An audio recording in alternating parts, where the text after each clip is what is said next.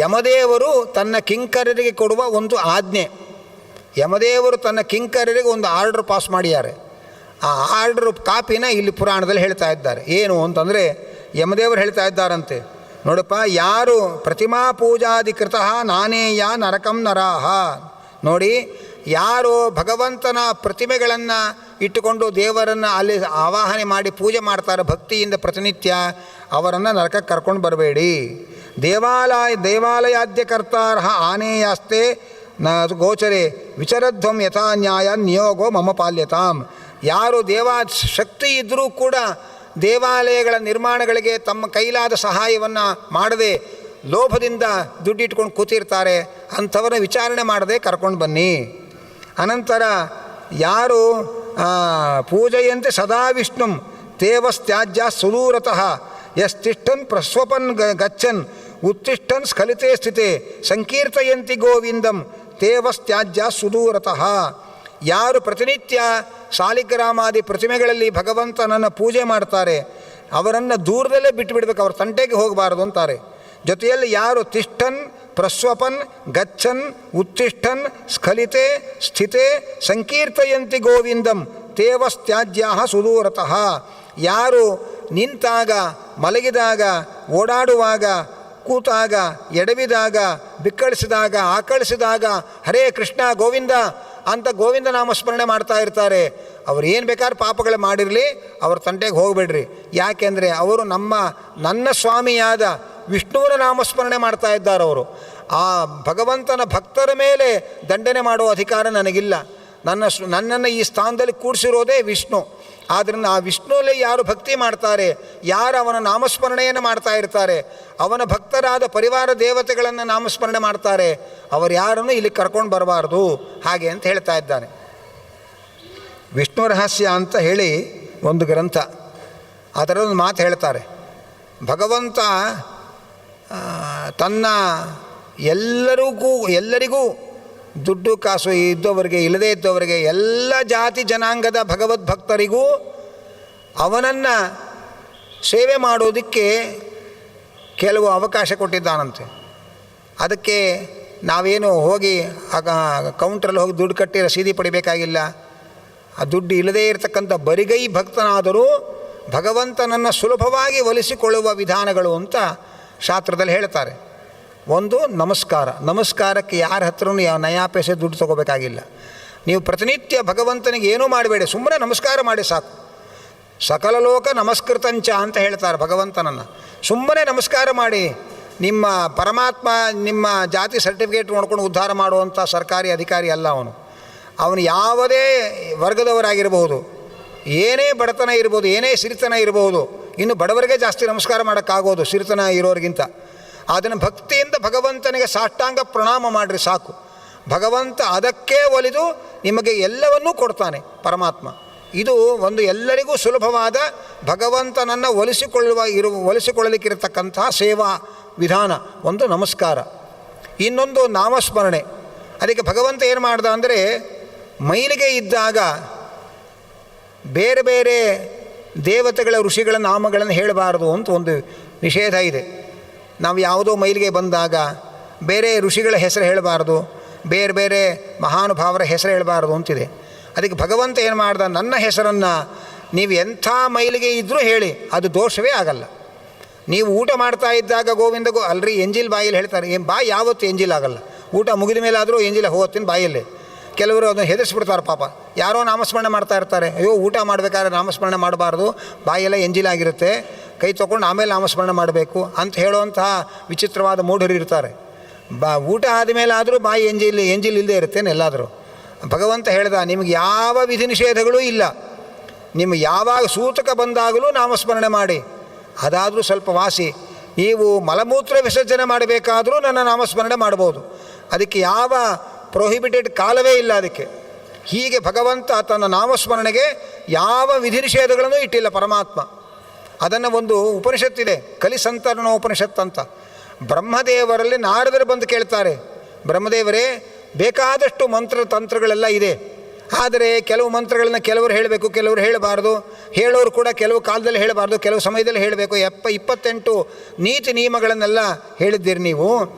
ಆದರೆ ಯಾವ ಕಾಲದ ನಿಷೇಧ ಇರಬಾರ್ದು, ಯಾವ ವರ್ಗದ ನಿಷೇಧ ಇರಬಾರ್ದು. ಎಲ್ಲ ಕಾಲದಲ್ಲಿ ಎಲ್ಲರೂ ಕೂಡ ಎಲ್ಲಿ ತನಕ ಅಂದರೆ ಬಿಡಿಸಿ ಹೇಳ್ತಾರೆ ನಾರದರು. ಹೆಣ್ಮಕ್ಕಳು ರಜಸ್ವಲಯ ಆದಾಗಲೂ ಹೇಳಬಹುದು ಅಂಥ ಮಂತ್ರ, ಮಲಮೂತ್ರ ವಿಸರ್ಜನೆ ಮಾಡಬೇಕಾದರೂ ಹೇಳಬಹುದು ಅಂಥ ಒಂದು ಮಂತ್ರ ಉಪದೇಶ ಮಾಡಿ ನೀವು. ಅದರೊಳಗೆ ಯಾವ ವಿಧಿ ನಿಷೇಧಗಳು, ಯಾವ ಕಾಲ ನಿಷೇಧವೂ ಇರಬಾರ್ದು, ಯಾವ ದೇಶ ನಿಷೇಧವೂ ಇರಬಾರ್ದು, ಯಾವ ವರ್ಗ ನಿಷೇಧವೂ ಇರಬಾರ್ದು. ಎಂಥ ಅಪವಿತ್ರ ಕಾಲದಲ್ಲೂ ಹೇಳಬಹುದಾದಂತಹ ಒಂದು ಮಂತ್ರ ಉಪದೇಶ ಕೊಡ್ರಿ ಹಾಗೆ ಅಂತ ನಾರದರು ಬ್ರಹ್ಮದೇವರಲ್ಲಿ ಕೇಳ್ತಾರೆ. ಆಗ ಬ್ರಹ್ಮದೇವರು ಕೊಡೋ ಉಪದೇಶದ ಮಂತ್ರವೇ ಹರೇ ರಾಮ ರಾಮ ರಾಮ ಹರೇ ಹರೇ, ಹರೇ ಕೃಷ್ಣ ಕೃಷ್ಣ ಕೃಷ್ಣ ಹರೇ ಹರೇ. ಈ ಮಂತ್ರ 16 ಭಗವಂತನ ನಾಮಗಳನ್ನು ಒಳಗೊಂಡಿರತಕ್ಕ ಮಂತ್ರ. 16 ಕಲೆಯಿಂದ ಕೂಡಿರತಕ್ಕಂತಹ ನಮ್ಮ ದೇಹ. ಈ 16 ಭಗವಂತನ ನಾಮಗಳನ್ನು ನಾವು ನಿತ್ಯ ನಿರಂತರ ಸ್ಮರಣೆ ಮಾಡ್ತಾ ಇರಬಹುದು. ಅದಕ್ಕೆ ಯಾವ ಕಾಲ ನಿಷೇಧವೂ ಇಲ್ಲ. ಹೇಳಿದ್ದಾರೆ, ಸೂತಕ ಇದ್ದಾಗ, ಮಲಮೂತ್ರ ವಿಸರ್ಜನೆ ಮಾಡ್ತಾ ಇದ್ದಾಗ, ರಜಸ್ವಲಯರಾದಾಗ, ಎಂಥ ಸಂದರ್ಭದಲ್ಲೂ ಈ ಮಾಲಾ ಮಂತ್ರ ಅಂತ ಇದಕ್ಕೆ ಹೆಸರು. ಭಗವಂತನ ನಾಮಗಳ ಮಾಲೆ. ಈ ಮಾಲಾ ಮಂತ್ರವನ್ನು ಎಲ್ಲ ಕಾಲದಲ್ಲೂ ಜಪಿಸಬಹುದು ಹಾಗೆ ಅಂತ ಸಾರ್ವಜನಿಕ ಉಪಯೋಗಕ್ಕೆ, ಸಾರ್ವಕಾಲಿಕ ಉಪಯೋಗಕ್ಕೆ ಬ್ರಹ್ಮದೇವರು ಜಗತ್ತಿಗೆ ಉಪದೇಶ ಕೊಟ್ಟ ಮಂತ್ರ. ಅದನ್ನು ಉಪದೇಶ ಬ್ರಹ್ಮದೇವರಿಂದ ಕೊಡಿಸಿದವರು ನಮ್ಮ ನಾರದರು ಅನ್ನುವಂಥದ್ದನ್ನು ಕಲಿಸಂತರಣೋಪನಿಷತ್ ಅಂತ ಒಂದು ಉಪನಿಷತ್ತಿನಲ್ಲಿ ಹೇಳ್ತಕ್ಕಂಥ ಮಂತ್ರ ಇದು. ಕಲಿಯ ಪ್ರಭಾವದಿಂದ ನಾವು ಬಿಡುಗಡೆ ಹೊಂದಬೇಕಾಗಿದ್ದರೆ ಈ ನಾಮಮಂತ್ರವನ್ನು ಎಲ್ಲ ಕಾಲದಲ್ಲೂ ಪಠಿಸಬಹುದು. ಇದಕ್ಕೇನು ಉಪದೇಶ ತೊಗೊಳ್ಬೇಕು ಹೋಗಿ ಏನೂ ಇಲ್ಲ. ನಾನು ಕೊಟ್ಟಿದ್ದೇನಲ್ಲ ಜಗದ್ಗುರು ಉಪದೇಶ ಮಾಡಿರಿ ಜಪ ನೀವು ಅಂತಾರೆ ಬ್ರಹ್ಮದೇವರು. ಇಡೀ ಜಗದ್ಗುರು ನಾನು, ಬ್ರಹ್ಮದೇವರು ಜಗದ್ಗುರುಗಳು, ನಾನೇ ಜಗತ್ತಿಗೆ ಉಪದೇಶ ಕೊಟ್ಟಿದ್ದೇನೆ ಮಾಡಿರಿ, ತಿರ್ಗಾ ಇನ್ಯಾರ ಹತ್ರ ಉಪದೇಶ ಅಂತ ಹೋಗಿ ಪುರುಸೊತ್ತಿಲ್ಲ ಅಂತ ಅನ್ನೋದು. ಅವ್ರು ಪುರುಸೊತ್ತು ಆಗೋತಂಗೆ ನಿಮ್ಮ ಹರಿನಾಮ ಸ್ಮರಣೆ ಇಲ್ಲ, ಈ ರಗಳೆಗಳೇ ಬೇಡ, ನಾನು ಉಪದೇಶ ಕೊಟ್ಟಿದ್ದೇನೆ ಮಾಡ್ಕೊಂಡು ಹೋಗ್ರಿ ಜಪ ನೀವು ಅಂತಾರೆ ಬ್ರಹ್ಮದೇವರು. ಅಂಥ ಒಂದು ಅದ್ಭುತವಾದಂತಹ ಭಗವಂತನ ನಾಮಸ್ಮರಣೆ. ಆ ಅದಕ್ಕೆ ಯಮದೇವರು ಹೇಳ್ತಾರೆ, ಯಾರು ನಿಂತಾಗ, ಕೂತಾಗ, ಎಡವಿದಾಗ, ಬಿಕ್ಕಳಿಸಿದಾಗ, ಆಕಳಿಸಿದಾಗ ಅಯ್ಯೋ ಅಯ್ಯೋ ಅಂತ ಅನ್ನೋ ಬದಲು ಹರೇ ಗೋವಿಂದ ನಾರಾಯಣ ಅಂತ ಭಗವಂತನ ನಾಮಸ್ಮರಣೆ ಮಾಡ್ತಾರೆ, ಅವರು ಏನೇ ಪಾಪಗಳನ್ನು ಮಾಡಿರಲಿ ಅವರನ್ನು ನರಕಕ್ಕೆ ಕರ್ಕೊಂಡು ಬರಬಾರ್ದು. ಇದು ಯಮದೇವರ ಶಾಸನ. ಇದು ಎಲ್ಲೋ ಫೈಲಲ್ಲಿ ಇರಬೇಕಾದ ಆರ್ಡ್ರು ಕಾಪಿ ಇದು. ಇದನ್ನು ಬಹಿರಂಗಪಡಿಸ್ಬಿಟ್ಟಿದ್ದಾರೆ ವೇದವ್ಯಾಸರು, ಎಲ್ರಿಗೂ ಸಿಗಲಿ ಇದು ಹಾಗೆ ಅಂಥೇಳಿ ಆ ಯಮದೇವರು ಮಾಡಿರೋ ಆರ್ಡ್ರ್ ಕಾಪಿಯನ್ನೇ ಜಗತ್ತಿಗೆ ಪರಿಚಯ ಮಾಡಿಸ್ಬಿಟ್ಟಿದ್ದಾರೆ. ಆದ್ದರಿಂದ ಯಾರು ಭಗವಂತನಿಗೆ ಭಕ್ತಿಯಿಂದ ಪುಷ್ಪಗಳನ್ನು ಸಮರ್ಪಣೆ ಮಾಡ್ತಾರೆ, ಧೂಪವನ್ನು ಸಮರ್ಪಣೆ ಮಾಡ್ತಾರೆ, ದೀಪವನ್ನು ಸಮರ್ಪಣೆ ಮಾಡ್ತಾರೆ, ಯಾರು ಭಗವಂತನಿಗೆ ಆಭರಣಗಳನ್ನು ಹಾಕಿ ಸಂತೋಷಪಟ್ಟು ಕಣ್ತುಂಬ ನೋಡಿ ಧನ್ಯರಾಗ್ತಾರೆ, ಅವರು ಯಾರನ್ನೂ ಕರ್ಕೊಂಡು ಬರಬಾರದು ನೀವು. ಯಾರು ದೇವಾಲಯದಲ್ಲಿ ಕಸ ಗುಡಿಸ್ತಾರೆ, ಯಾರು ದೇವಾಲಯದಲ್ಲಿ ಸಾರಿಸ್ತಾರೆ, ಯಾರು ದೇವಾಲಯದ ಮುಂದೆ ರಂಗೋಲಿಗಳನ್ನು ಹಾಕ್ತಾರೆ ಅಂಥ ಭಗವದ್ಭಕ್ತರನ್ನು ನನ್ನ ಲೋಕಕ್ಕೆ ನೀವು ನರಕಕ್ಕೆ ಕರ್ಕೊಂಡು ಬರಬಾರ್ದು ಎಂಬುದಾಗಿ ಯಮದೇವರು ಆಜ್ಞೆ ಮಾಡಿದ್ದಾರೆ ಅಂತ ಇದ್ದಾರೆ.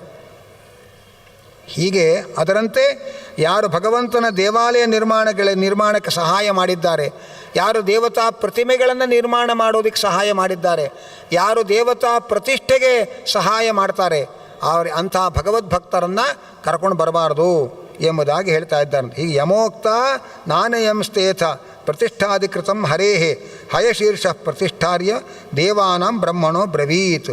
ಹೈಗ್ರೀವ ದೇವರು ಬ್ರಹ್ಮದೇವರಿಗೆ ಹೇಳಿದಂತಹ ಮಾತು ಇದು, ಅದನ್ನು ನಿಮಗೆಲ್ಲ ಹೇಳ್ತಾ ಇದ್ದೇನೆ ಅಂತ ಇದ್ದಾರೆ. ಅನಂತರ ಪ್ರತಿಮೆಯನ್ನು ತೆಗೆದುಕೊಂಡು ಬರಬೇಕಾದ್ರೆ ಪ್ರತಿಮೆಗೆ ಒಂದು ಶಿಲೆಯನ್ನು ಆಯ್ಕೆ ಮಾಡಬೇಕಲ್ಲ. ಆ ಶಿಲೆಯನ್ನು ಆಯ್ಕೆ ಮಾಡೋ ವಿಧಾನ ಏನು ಅದನ್ನು ಆರಂಭದಲ್ಲಿ ಇಲ್ಲಿ ಮುಂದಿನ ಅಧ್ಯಾಯಗಳಲ್ಲಿ ತಿಳಿಸ್ತಾರೆ. ಆ ಮೆರವಣಿಗೆಯಿಂದ ಅಲ್ಲಿಗೆ ಹೋಗಬೇಕಂತ, ಕಾಡಿಗೆ ಹೋಗಬೇಕು, ಆ ಬಂಡೆಗಳಿರ್ತಕ್ಕಂತಹ ಕಾಡಿಗೆ ಹೋಗಬೇಕು. ಹೋಗಿ ಅಲ್ಲಿ ಆ ಶಿಲೆಯನ್ನು ಆಯ್ಕೆ ಮಾಡ್ಕೋಬೇಕು. ಆ ಶಿಲೆಯನ್ನು ಆಯ್ಕೆ ಮಾಡಬೇಕಾಗಿದ್ದರೆ ಅದರ ಕ್ರಮವನ್ನು ಇಲ್ಲಿ ಈ ಪುರಾಣದಲ್ಲಿ ಹೇಳಿದ್ದನ್ನು, ಅದರ ಸಾರ ಸಂಗ್ರಹವನ್ನು ತಂತ್ರಸಾರ ಅನ್ನುವ ಗ್ರಂಥದಲ್ಲಿ ಶ್ರೀಮದ್ ಆಚಾರ್ಯರು ನಿರೂಪಣೆ ಮಾಡ್ತಾರೆ. ಅಲ್ಲಿ ಪ್ರತಿಮೆಗೋಸ್ಕರವಾಗಿ ಶಿಲೆಯನ್ನು ತರಲಿಕ್ಕೆ ಆರಿಸಲಿಕ್ಕೆ ಅಂತ ಹೊರಟವರು ಮಂಗಳ ವಾದ್ಯಗಳ ಸಮೇತ ಮೆರವಣಿಗೆಯಲ್ಲಿ ಹೋಗಬೇಕು. ಅಲ್ಲಿ ಹೋಗಿ ಆ ಶಿಲೆಯನ್ನು ಪರೀಕ್ಷೆ ಮಾಡಬೇಕಂತೆ.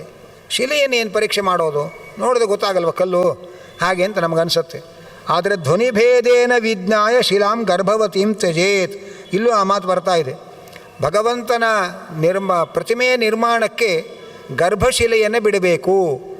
ಅಮರಶಿಲ್ಪಿ ಜಕಣಾಚಾರ್ಯ ಕಥೆ ನೀವು ಕೇಳಿದ್ದೀರಿ. ಹೊಡೆದು ಆ ಧ್ವನಿ ಹೊಡೆದಾಗಲೇ ಆ ಧ್ವನಿಯಿಂದಲೇ ಇದು ಒಳಗೆ ಟೊಳ್ಳಾದ ಕಲ್ಲು ಅಂತ ಗೊತ್ತಾಗತ್ತೆ. ಆ ಒಳಗೆ ಟೊಳ್ಳಾಗಿರುವ ಕಲ್ಲು, ಅದಕ್ಕೆ ಗರ್ಭಶಿಲೆ ಅಂತ ಹೆಸರು. ಅಂಥ ಶಿಲೆಯನ್ನು ಪ್ರತಿಮೆಗೆ ಬಳಸಬಾರದು. ಅನಂತರ ಒಳ್ಳೆಯ ಶಿಲೆಯನ್ನು ಹುಡುಕಿ ಅದು ಮರದ ಪ್ರತಿಮೆ ಮಾಡಿಸೋದಾದರೆ ಅದರಲ್ಲಿ ಆ ಯಜ್ಞಕ್ಕೆ ಬಳಸುವಂತಹ ಮರಗಳೇನಿರುತ್ತೆ, ಆ ಯಜ್ಞಕ್ಕೆ ಬಳಸುವಂತಹ ಮರದಿಂದ ಪ್ರತಿಮೆ ಮಾಡಬೇಕು. ಯಾವುದೋ ಮರದಿಂದ ಮಾಡೋದಲ್ಲ, ಯಜ್ಞಕ್ಕೆ ಬಳಸುವಂತಹ ಮರಗಳು ಏನಿದೆ ಅಂಥ ಮರದಿಂದ ನಿರ್ಮಾಣವನ್ನು ಮಾಡಬೇಕು. ಹಾಗೆ ಅಂತ ಒಂದು ಎಚ್ಚರಿಕೆ ಹೇಳ್ತಾರೆ. ಮತ್ತು ಮಣ್ಣಿನಿಂದಲೂ ಪ್ರತಿಮೆಯನ್ನು ಮಾಡಿ ಅದರಲ್ಲೂ ಆವಾಹನೆ ಮಾಡಿ ಪೂಜೆ ಮಾಡಬಹುದು. ಈ ಸಂದರ್ಭದಲ್ಲಿ ವಿಷ್ಣು ರಹಸ್ಯದಲ್ಲಿ ಬರತಕ್ಕಂಥ ಒಂದು ಅಂಶವನ್ನು ನಾವು ಗಮನಿಸಬೇಕು. ಅಲ್ಲಿ ಹೇಳ್ತಾರೆ, ಪ್ರತಿಮೆಗಳು ಎರಡು ವಿಧ, ಒಂದು ಸಹಜ ಪ್ರತಿಮೆ, ಒಂದು ಆಹಿತ ಪ್ರತಿಮೆ ಅಂತ. ಸಹಜ ಪ್ರತಿಮೆ ಅಂತಂದರೆ ಸಹಜವಾಗಿ ದೇವರು ಬಂದು ಅಲ್ಲಿ ಕೂತಿರ್ತಾನೆ, ನಮ್ಮ ಆವಾಹನೆಗಳ ಅವಶ್ಯಕತೆಯೇ ಇಲ್ಲ, ದೇವರೇ ಸ್ವತಃ ಬಂದು ಕೂತಿರ್ತಾನೆ, ಅಂತಹ ಸಹಜ ಪ್ರತಿಮೆಗಳು ಅಂತ. ಅದರಲ್ಲಿ ಶಿಲಾಮಯವಾದ ಪ್ರತಿಮೆ, ಆನಂತರ ಭೂಮಿ ಮತ್ತು ಜಲಮಯವಾದ ಪ್ರತಿಮೆ ಅಂತ ಹೇಳ್ತಾರೆ. ಅದ್ಯಾವುದು ಅಂತಂದರೆ, ಶಿಲಾಮಯವಾದ ಪ್ರತಿಮೆ ಅಂದರೆ ಸಾಲಿಗ್ರಾಮ ಶಿಲೆ, ಅಲ್ಲಿ ದೇವರು ಯಾವಾಗಲೂ ಬಂದು ಕೂತಿರ್ತಾನೆ. ಸಾಲಿಗ್ರಾಮದಲ್ಲಿ ನಾವು ಆವಾಹನೆ ಮಾಡಿ ಪೂಜೆ ಮಾಡಬೇಕಾದ ಅವಶ್ಯಕತೆ ಇಲ್ಲ. ಹಾಗೆಯೇ ಸ್ವಯಂ ವ್ಯಕ್ತ ಅಂತಿರುತ್ತೆ, ದೇವರು ತಾನಾಗಿ ಬಂದು ನಿಂತ ಸ್ಥಳ. ಇಲ್ಲಿ ಉಡುಪಿಯ ಕೃಷ್ಣನ ವಿಗ್ರಹ, ದೇವರು ತಾನಾಗಿ ಬಂದು ನಿಂತಿದ್ದಾನೆ ಸ್ವಾಮಿ. ಅನಂತರ ಶ್ರೀರಂಗದ ರಂಗನಾಥ ಸ್ವಾಮಿ, ಬದರಿಯ ನಾರಾಯಣ, ಹೀಗೆ ದೇವರು ತಾನಾಗೇ ಬಂದು ನಿಂತಹ ಪವಿತ್ರವಾದ ಸ್ಥಳಗಳು, ಅದೆಲ್ಲ ಸಹಜ ಪ್ರತಿಮೆಗಳು ಅಂತ. ಹಾಗೆ ಕ್ಷೇತ್ರವೂ ಒಂದು ಸಹಜ ಪ್ರತಿಮೆ ಅಂತ ಹೇಳ್ತಾರೆ. ಕ್ಷೇತ್ರವೂ ಒಂದು ಸಹಜ ಪ್ರತಿಮೆ ಅಂತೆ. ಯಾವುದು ಅಂದರೆ ವೆಂಕಟಾಚಲ, ಅದು ಆ ಇಡೀ ಕ್ಷೇತ್ರವೇ ಭಗವಂತನ ಒಂದು ಪ್ರತಿಮೆ ಅಂತ ಹೇಳ್ತಾರೆ. ಅದರಂತೆ ಉಡುಪಿ ಕ್ಷೇತ್ರ, ಆ ಕ್ಷೇತ್ರವೇ ಒಂದು ಭಗವಂತನ ಸಹಜ ಪ್ರತಿಮೆ. ಅಲ್ಲಿ ಭಗವಂತನ ಸನ್ನಿಧಾನ ನಿತ್ಯದಲ್ಲಿ ಇರುತ್ತೆ ಆ ಕ್ಷೇತ್ರದಲ್ಲಿ. ಅನಂತರ ನೀರು ಭಗವಂತನ ಒಂದು ಸಹಜ ಪ್ರತಿಮೆ ಒಳಗೆ ಸೇರಿಕೊಳ್ಳುತ್ತೆ. ಯಾವುದು? ಗಂಗಾದಿ ಪುಣ್ಯ ನದಿಗಳು, ಮಧ್ಯ ಸರೋವರದಂತಹ ಪುಷ್ಕರಣಿಗಳು, ದೈವ ನಿರ್ಮಿತವಾದ ಪುಷ್ಕರಣಿಗಳು. ಶ್ರೀ ವಿಜಯದಾಸರು 4 ಯುಗದಿಂದ ಈ ಸರೋವರ ಇದೆ ಅಂತ ಹೇಳಿ, 4 ಯುಗದಲ್ಲಿ ಈ ಸರೋವರಕ್ಕೆ ಏನೇನು ಹೆಸರಿತ್ತು ಅಂತ ತಮ್ಮ ಉಡುಪಿಯ ಚರಿತ್ರೆ ಹೇಳುವ ದೇವರ ನಾಮದಲ್ಲಿ ಹೇಳ್ತಾರೆ. ಅಂಥ ಪವಿತ್ರ ಸರೋವರ ಸ್ವಾಮಿ ಪುಷ್ಕರಣಿ, ಹೀಗೆ ಮೊದಲಾದಂಥ ಗಂಗೆ ತಾನಾಗಿ ಬಂದು ನೆಲೆಸಿದಂತಹ ಪವಿತ್ರ ಸರೋವರಗಳು, ಪವಿತ್ರ ಪುಷ್ಕರಣಿಗಳು, ನದಿಗಳು, ಇದೆಲ್ಲ ಭಗವಂತನ ಸಹಜ ಪ್ರತಿಮೆಗಳು ಹಾಗೆ ಅಂತ ಹೇಳ್ತಾರೆ. ಹೌದು, ಈಗ ಮುಂದೇನು ಮಾಡೋಣ? ಅದಕ್ಕೆ ಒಂದು ಎಚ್ಚರಿಕೆ ಕೊಡ್ತಾರೆ. ಇದು ಸಹಜ ಪ್ರತಿಮೆಗಳಾದ್ದರಿಂದ ಆ ಉಡುಪಿಯ ಕ್ಷೇತ್ರ, ಭಗವಂತನ ಸನ್ನಿಧಾನದ ಪರಿಸರ, ಅಲ್ಲಿ ಏನೂ ಕಶ್ಮಲಗಳನ್ನು ಮಾಡಬಾರ್ದು ನಾವು. ಅದು ಪ್ರತಿಮೆಯನ್ನೇ ನಾವು ಪ್ರತಿಮೆಯ ಮೇಲೆ ಕಶ್ಮಲ ಮಾಡಿದ ಹಾಗಾಗತ್ತೆ. ಆದ್ದರಿಂದ ಕೃಷ್ಣನ ಪರಿಸರ, ತಿರುಪತಿಯ ಶ್ರೀನಿವಾಸನ ಪ್ರತಿಮೆ ಇರತಕ್ಕಂತಹ ಕ್ಷೇತ್ರ ಪರಿಸರ, ಅದೆಲ್ಲ ಅಲ್ಲಿ ನಾವು ಹೋಗಿ ಮಲಮೂತ್ರಾದಿಗಳನ್ನು ವಿಸರ್ಜನೆ ಮಾಡೋದು, ಅಂಥ ಒಂದು ಅಪವಿತ್ರವಾದ ಕಾರ್ಯಗಳನ್ನು ಅಲ್ಲಿ ಮಾಡಬಾರ್ದು. ಯಾಕೆ? ಆ ಕ್ಷೇತ್ರವೇ ನಿತ್ಯದಲ್ಲಿ ದೇವರ ಸನ್ನಿಧಾನ ಇರತಕ್ಕ ಪವಿತ್ರ ಪ್ರತಿಮೆ, ಅದು ಕ್ಷೇತ್ರವೇ ಒಂದು ಪ್ರತಿಮೆ.